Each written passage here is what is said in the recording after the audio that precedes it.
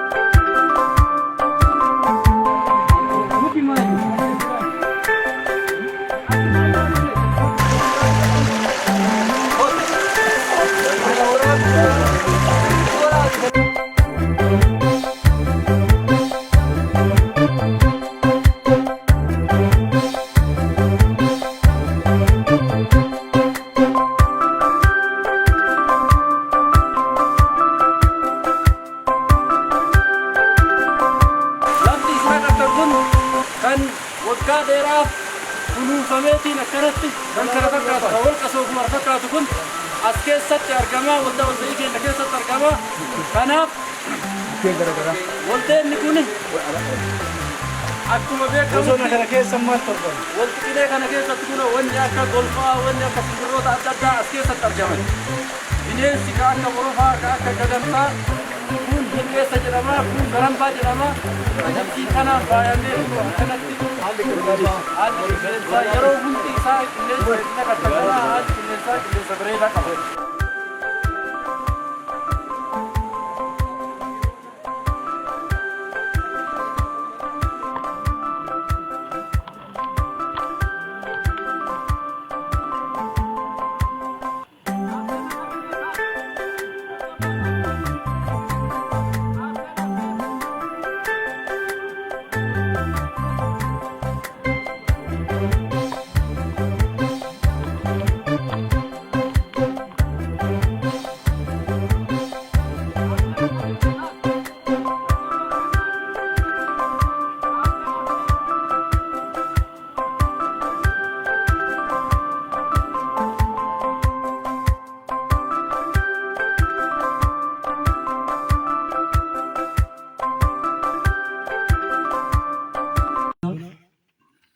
Hojiin qabeenya uumamaa aanaa Ataabbaatti hojjetamaa jiru biyya kanaaf addunyaa kanaaf qoricha ta'ee jira jechuudha.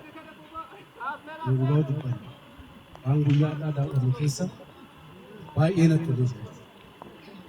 Kana fakkeessuuf osoo hin taane iddoo tokko yookiin bosona tokko tuttuqqii irraa bilisa goona jedhan loon hin seenu. Namni hin seenu jechuun lukaan keessa deemuu osoo hin taane tuttuqqii adda addaa hin barbaachisu jechuudha. Kuni qabatamaan guyyaadhaa arginee jira jechuudha. Kanaaf ani wanni beekuu qabdan jechuudha. Tarsiimoo waldaa jiraattota bosonaa yookiin hirmaannaa uummataatiin bosona kunuunsu tarsiimoo paartii badhaadhinnaatiin bocame jechuudha. Keessattuu jijjiiramaas mootummaan paartii badhaadhinnaatiin hoogganamu qabeenya uumamaa irratti uumama tasgabbeessuu keessatti hojii babal'aa hojjetee jira jechuudha. Even rikaardii biyyoota biraatiin addunyaa kanatti qabame harkaa fuudhuun danda'amee jira jechuudha. Kun injifannoo guddaa, kun gammachuu guddaa waan ta'eef baga gammaddan baga gammanne jechuudha. Sirnoota darban keessatti sirnoota fagoo hin deemne jechuudha. Sirna wayyaanee keessatti biqiltuun dhaamu hin kunuunfamu. Hadhaan boruu looniin qaama biraatiin lafaa badachuu. Keessattuu jijjiiramaas hanga mootummaan paartii badhaadhinaatiin hoogganamu xiyyeeffannoo qabeenya uumamaatiin kennee hin dhaaba hin kunuunsa. Argaa jirtan jechuudha. Keessattuu sabni Oromoo jechuudha. Qabeenya nu bira jiru hin beeknu hin arginu. Kuni qabeenya argamuu hin danda'u. Jaalatteetii faranjiin birri waliin nu kaffaltu jechuudha. Injiru dura kuni mootummaa paartii badhaadhinaatiin hoogganamutu qilleensa biyya kiyyaatti warra industirii warshaa adda addaatiin qilleensiin booree jiraachisaa jira. Kanfalamuu qaba jedhee dhiibbaa gaggeesseen akka kanfalamu taasise jechuudha. Kun dhugaa dubbanne injifannoo guddaa. Kanaafan qabeenya kana kunuunsuu qabna. Qabeenya kana irraa fayyadamaa ta'uu danda'uu qabna. Anu keessa qonnaati. Tuttuqqii adda addaa irraa bilisaa waantuu qabu jechuu miti jechuudha. Akka guyyaa irraa daawwii ajaa'ibaa yookiin wal jijjiirraa muuxannoodhaa ganda bulchaa raayyaa iddoo waldaa bosonaa walta'ii barii bulchaa raayyaatti hundi keessanuyyuu maqaa isin dha'e marti kan dha'e hundi keessanuyyuu baga nagaa wal agarree baga gammadan jechuun barbaada. Dhugaa dubbachuuf bosona kana Oromiyaa keessatti iddoo baay'ee iddoo jiraate yeroo ammaa kanatti bosonni nagaa qabu naga qabeessi aanaa Daabbaa keessatti har'a keessa deemne kun ganda bulchaa raayyaa Ifaajee keessa jechuudha. Nagaan kun akka dhufu nagaan kun dhufee keessa sochoonee ilaaluudhaaf keessattiyyuu ittaanaan bulchaa kanaa tureera. Mukni tokko umuriin isaa waggaa dheeraa jira jechuudha. Manguddoota gurguddoon nu keessa jiru. Manguddoonni kunniin muka umurii dheeraa kana isaantu dhaabee isaantu kunuunse. Dargaggeessi amma as jiru kunillee kennaa Rabbiin nuu kenne kana kennaa Rabbiin qilleensa fuufannee nyaata caalu yoo keessa deemnu maraataan keessa taa'ee fayyuu danda'u. Amma magaalaa osoo deemte nama baay'eetu foolii garaagaraatiin rakkata. Yoo rakkate yoo dhiphate osoo bosona kana keessa dhufee garuu rakkinni isaa maal ta'a irraa wadaa jechuudha. Simbirroon dhaggeeffatu kun boca simbirroolee bineensota bosonaa biqiltuuwwan qorichaaf ta'an godaawwan garaagaraa goda isinummaan as qalattanii argatanii hin beekne seenne jechuudha. Namni tokko tokko bosona kana keessa deemee as ga'ee gara magaalaa deemaa gala malee as gubbaa kana ba'ee gaara kana seenee bu'ee ba'ee hin laalu. Kanaaf ilaaluudhaaf kunuunsuudhaaf carraa guddaa qabdanii kennaa Rabbiin isin kenna kana ofirra tursiisuun dargaggeessi tursiisuun dhugaa dubbachuun wanni kun bakka biratti argamu. Keessattiyyuu aanaa Daabbaa keessa iddoowwan baay'een hin jiru. Haa ta'uuti biqiltuu akkanaa hin jiru jechuudha. Biqiltuun akkanaa baay'ee bakka baay'ee jiru.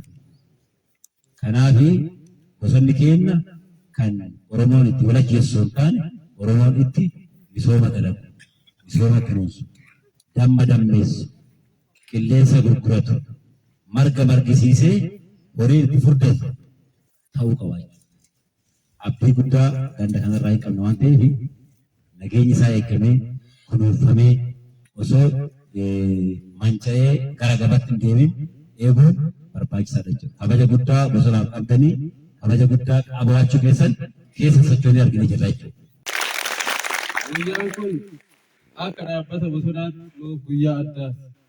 Yeroo hunda isin wajjin turrullee guyyaa hunda isin barsiisaa turrullee barumsa argattan san waldaan nu ijaara akkanatti hojiitti jijjiiruu keessaniif galata guddaa isinii qabna takka haamilee ofii kennamu.